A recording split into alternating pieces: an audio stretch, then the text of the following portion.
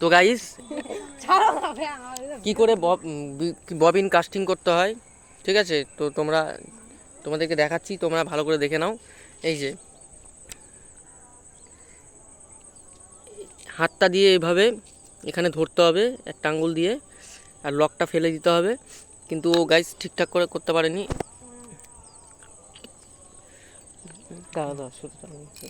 হ্যাঁ হ্যাঁ, পেঁচা হালকা, হ্যাঁ এটা এরকম বরাবর রাখতে হবে। রাখার পর আঙুল দিয়ে একটা ধরতে হবে, ধরার পর এই লকটা ফেলতে হবে। এবার পিছনে লক্ষ্য রাখতে হবে এই যে মাথার মধ্যে যেন সুতাটা পেঁচে না থাকে, ঠিক আছে। তো এবার এটাকে ছুটতে হবে, হাতটা ছেড়ে দিতে হবে। খুব সুন্দর করে ফেলানো হলো। তো এই সিস্টেমটা অনেকে জানো না, যার জন্য অনেক সময় টোপ উল্টা দিকে চলে যায়, আবার ছিঁড়ে চলে যায়, টোপটা খুলে যায়, অনেক রকম প্রবলেমের মুখে পড়তে হয়। তো এভাবে তোমরা ছুড়বে তাহলে কিন্তু টোপটা সুন্দর করে যাবে।